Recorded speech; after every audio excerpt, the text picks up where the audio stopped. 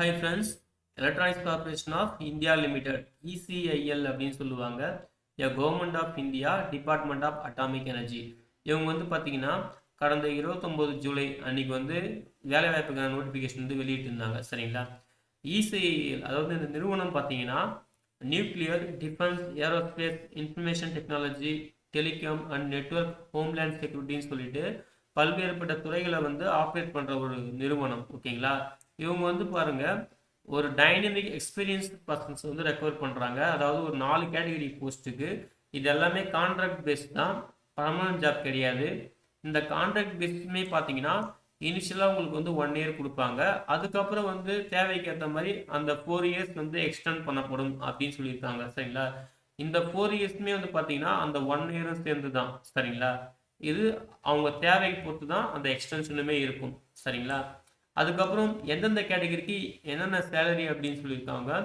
இங்கே வந்து பாருங்க, ப்ராஜெக்ட் இன்ஜினியர் அதாவது கான்ட்ராக்ட் தான் எல்லாமே. ஓகேங்களா? ப்ராஜெக்ட் இன்ஜினியர் ஃபர்ஸ்ட் இயருக்கு வந்து பார்த்தீங்கன்னா 40,000 ரூபாய் இருக்கும் ஒரு மாதத்துக்கு. செகண்ட் இயருக்கு 45,000, தேர்ட் இயருக்கு 50,000, ஃபோர்த் இயருக்கு 55,000 சொல்லிட்டு பே ஸ்கேல் வந்து இருக்கும். அடுத்தது டெக்னிக்கல் ஆஃபீஸர், அதுக்கு வந்து ஃபர்ஸ்ட் இயருக்கு 25,000 ஒரு மாதத்துக்கு, செகண்ட் இயருக்கு 28,000, தேர்ட் இயருக்கு ஃபோர்த் இயருக்கும் 31,000 ரூபாய் இருக்குன்னு சொல்லியிருக்காங்க. அதுக்கப்புறம் ஜூனியர் டெக்னீஷியன் கிரேட் 2 இந்த போஸ்ட்டுக்கு வந்து பாருங்கள், ஃபர்ஸ்ட் இயருக்கு 22,528, செகண்ட் இயருக்கு 24,780, தேர்ட் இயர் ஃபோர்த் இயருக்கு 27,258 ரூபாய் இருக்கும் அப்படின்னு சொல்லியிருக்காங்க. அப்புறம் லாஸ்ட் கேட்டகரி ஜூனியர் டெக்னீஷியன், அதுக்கு வந்து பாருங்கள், அதாவது 22,412 ரூபாய் தான் உங்களுக்கு வந்து சேலரி இருக்கும் அப்படின்னு சொல்லியிருக்காங்க. ஓகேங்களா? இதுதான் வந்து 4 கேட்டகரிக்கான சேலரி டீட்டெயில்ஸ்.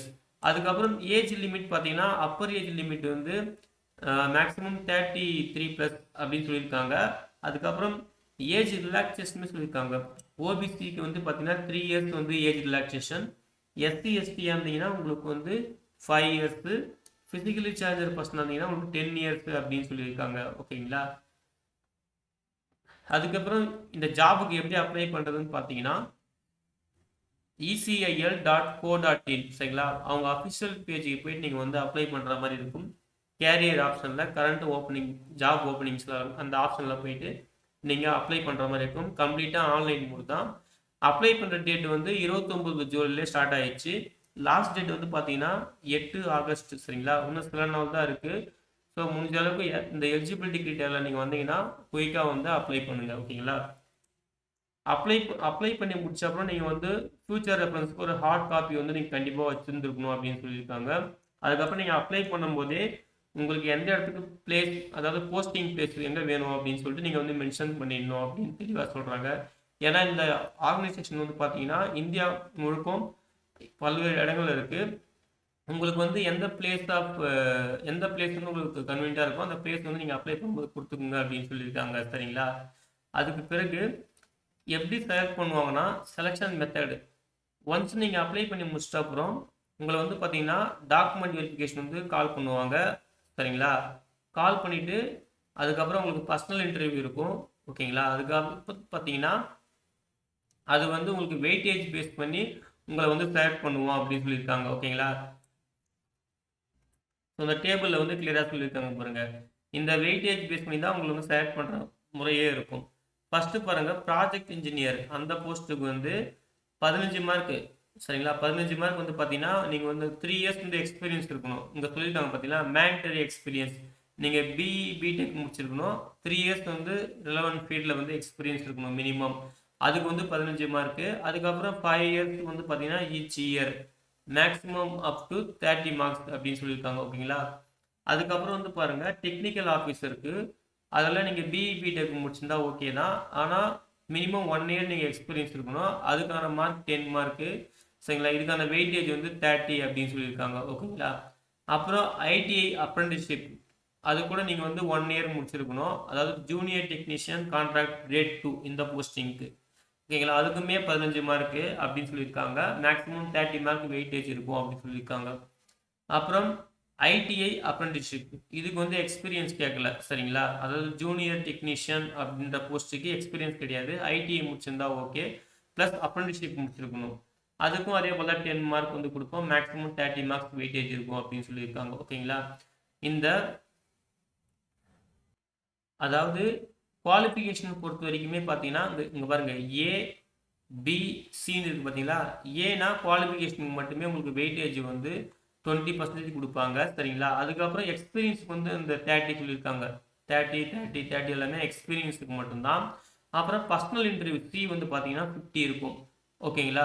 இதுதான் வந்து உங்களுக்கு வெயிட்டேஜ். அதாவது உங்கள் கல்வி தகுதி, உங்கள் எக்ஸ்பீரியன்ஸு, அப்புறம் இன்டர்வியூ, இதை பொறுத்து உங்கள் வெயிட்டேஜ் கொடுத்து அதுக்கப்புறம் இந்த மார்க் வந்து நீங்கள் கரெக்டாக யார் வந்து அதிகமாக ஸ்கோர் பண்ணுறீங்களோ அவங்களுக்கு தான் வந்து இந்த ஜாப் இருக்கும் அப்படின்னு சொல்லியிருக்காங்க. சரிங்களா.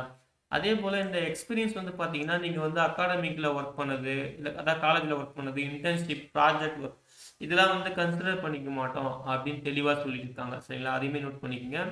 அதுக்கு பிறகு எவ்வளோ மினிமம் பர்சன்டேஜ் வந்து நீங்கள் பிஇ பிடெக்கில் வச்சுருக்கணும்னா 60% வச்சுருக்கணும். சரிங்களா. அதாவது இந்த போஸ்ட்டுக்கு பார்த்தீங்களா ப்ராஜெக்ட் இன்ஜினியர் அப்புறம் டெக்னிக்கல் ஆஃபீஸர், அந்த 2 போஸ்ட்டுக்கு வந்து பார்த்தீங்கன்னா நீங்கள் வந்து பிஇ பிடெக்கில் வந்து மினிமம் 60% வச்சுருக்கணும் அப்படின்னு சொல்லியிருக்காங்க.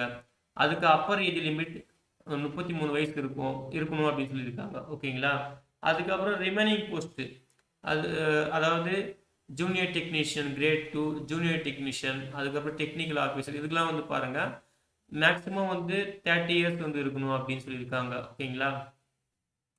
அதுக்கு பிறகு வந்து பார்த்தீங்கன்னா இந்த ஏஜ் கட் ஆஃப் எல்லா கால்குலேஷன் எல்லாம் பார்த்தீங்கன்னா ஆகஸ்ட் 8 வரைக்கும் வந்து கணக்கு எடுத்துப்போம் அப்படின்னு சொல்லியிருக்காங்க. இந்த ஏஜ் கால்குலேஷன், உங்கள் அகாடமிக் எக்ஸ்பீரியன்ஸ் எல்லாமே வந்து பார்த்தீங்கன்னா ஆகஸ்ட் 8க்குள்ளே நாங்கள் வந்து அந்த டேட்டுக்குள்ளே நாங்கள் முடிவு பண்ணிப்போம். அதாவது அந்த டேட் தான் கட் ஆஃப் டேட். ஓகேங்களா. அதெல்லாம் தெளிவாக சொல்லியிருக்காங்க. அதுக்கப்புறம் candidates to ready to work anywhere in India. சரிங்களா. இந்த ஆர்கனைசேஷன் வந்து இந்தியா முழுக்க எங்கெங்கே இருக்கோ அங்கெல்லாம் உங்களுக்கு ஒர்க் பண்ணுற மாதிரி கூட இருக்கலாம். நீங்கள் வந்து ரெடியாக இருக்கணும் அப்படின்னு தெளிவாக சொல்லியிருக்காங்க. அதுக்கப்புறம் வந்து ஒன்லி இந்தியன் நேஷனல்ஸ் தான் எலிஜிபிள் அப்படின்னு சொல்லியிருக்காங்க. சரிங்களா. இந்த நோட்டிஃபிகேஷனில் வேக்கன்சி டீட்டெயில்ஸ், அதாவது மொத்தம் 4 கேட்டகரி போஸ்ட் இருக்குது பார்த்தீங்களா. 4 கேட்டகரிக்கான போஸ்ட் வந்து இவங்க வந்து வேக்கன்சி டீட்டெயில் வந்து இந்த நோட்டிஃபிகேஷனில் சொல்லலை. வேக்கன்சி டீட்டெயில்ஸ் மட்டும் வந்து பார்த்தீங்கன்னா தனியாக ஒரு நோட்டிஃபிகேஷன் சொல்லியிருக்காங்க. ஓகேங்களா. அதை வந்து நம்ம பார்க்கலாம். ஸோ இதுதான் வந்து வேக்கன்சி நோட்டிஃபிகேஷன், இது தனியாக சொல்லியிருக்காங்க. ஓகேங்களா. இதில் வந்து பாருங்கள் இந்த ஃபஸ்ட்டு காலத்தில் போஸ்ட் இருக்குது. ஃபஸ்ட்டு பிஇனானது ப்ராஜெக்ட் இன்ஜினியர் அந்த கேட்டகரி. அதுக்கப்புறம் டிஓனா இது இருக்குது பார்த்தீங்களா டெக்னிக்கல் ஆஃபீஸர். சரிங்களா. டிஓனா டெக்னிக்கல் ஆஃபீஸர் அந்த கேட்டகரி. அதுக்கு பிறகு junior technician grade 2, junior technician அந்த கிரேட். சரிங்களா. இது போல் வந்து அந்த போஸ்ட், அதாவது அந்த போஸ்ட் வைஸ் வந்து பார்த்தீங்கன்னா வேக்கன்சி சொல்லியிருக்காங்க. அதே போல் என்ன டிவிஷனு, அதுக்கப்புறம் என்ன கேட்டகரியில் வருது, எவ்வளோ வேக்கன்சி இருக்குது ஒரு கேட்டகரிக்கும், அப்புறம் அங்கே எந்த பிளேஸ் ஆஃப் போஸ்டிங், எங்கே வந்து ஒர்க் இருக்கும் அந்த லொக்கேஷன் முதற்கொண்டு சொல்லியிருக்காங்க. அதுக்கப்புறம் ஒவ்வொரு கேட்டகரிக்கும் என்ன எஜுகேஷன் குவாலிஃபிகேஷன். இப்போது இங்கே பாருங்கள் ப்ராஜெக்ட் இன்ஜினியர் வந்து பார்த்தீங்கன்னா பிஇ பிடெக் வந்து எலிஜிபிள்னு சொன்னோம் இல்லையா. அதுலேயே வந்து பாருங்கள் எந்தெந்த டிபார்ட்மெண்ட்டுக்கு வந்து இங்கே ஒர்க் இருக்கும். ECE, triple E. சரிங்களா. கேட்டகரி 1 வந்து பாருங்கள் ஒரு வேக்கன்சி இருக்குது. ஓகேங்களா. பிளேஸ் ஆஃப் போஸ்டிங் பார்த்தீங்கன்னா ஜாம்நகர். சரிங்களா. இசிஇ, ட்ரிபிள்இ இவங்களாம் அப்ளை பண்ணலாம். இஎன்ஐ, இன்ஸ்ட்ருமெண்டேஷன் எலக்ட்ரானிக்ஸ் இவங்களாம் வந்து அப்ளை பண்ணலாம். இடிசி அப்படின்னு சொல்லிட்டு சொல்லியிருக்காங்க. ஓகேங்களா. ஸோ இது போல் வந்து இந்த வேக்கன்சி டேபிள் வந்து ஃபஸ்ட் நீங்கள் கிளியராக பார்த்துக்குங்க.